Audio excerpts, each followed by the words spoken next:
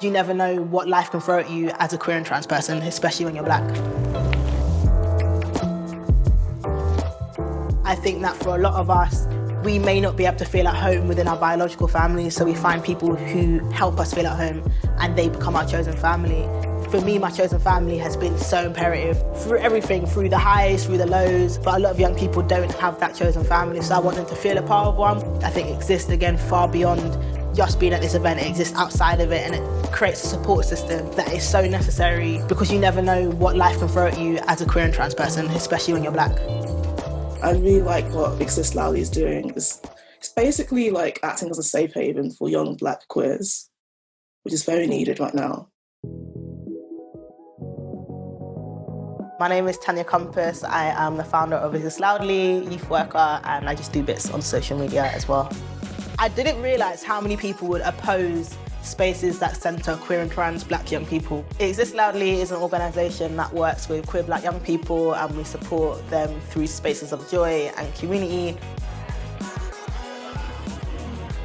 A lot of the time people think that where you have shared trauma, that all you must do is talk around your trauma. You know, trauma-informed work is incredibly important, but I think that through joy and community-based practice, you can actually create the connections and the community that can serve the young people far beyond them existing within this organisation. Now we're starting the next initiative, which is the Exist Loudly Winter Coat Drive, which is to provide nice coats for these young people to wear. Again, prioritising those who are experiencing homelessness or living in temporary accommodation. Serious winter jacket. I think a lot of the work that I do and the projects that I run are sometimes reactive, but sometimes are also reflections of things that, you know, I may have needed when I was experiencing homelessness, or versus what I've seen from young people that I work with or I have worked with who are really vulnerable. It's just so rewarding to be part of something which you can see has like a tangible effect on people's lives, especially young black queer people in Britain who are often kind of erased from narratives around queerness anyway. For me, it was kind of a necessary space to kind of allow young people to exist as themselves without having to explain to people why their experience is harder as a queer black person, or without having to justify why they need specific support.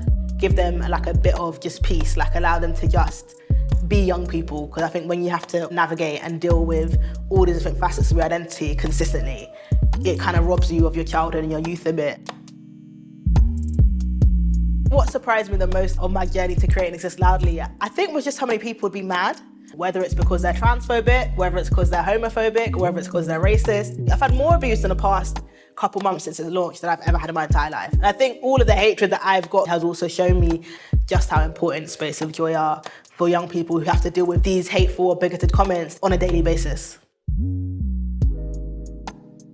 Exist Loudly in the future, I want a youth space. I want there to be a room for therapy. I want there to be a creative studio. I want there to be a space for young people to just chill. Spaces for young people to get changed in the clothing that actually makes them feel like themselves. Let's say if a trans man is going to an all-girls school that makes them wear skirts, and as soon as they leave school, they're back in their normal clothes again. And I think I'd love to have a space within the Exist Loudly like hub, I guess, for young people to come, get changed, to do so safely, and just to access proper support as well, in a room full of queer and trans black people, black youth workers.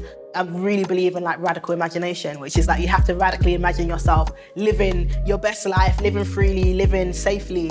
Because I see that and I see it as something that's so like grabbable, that I'm like, how can I make that a reality? How can I make that a live reality for not just for myself, but for other people as well?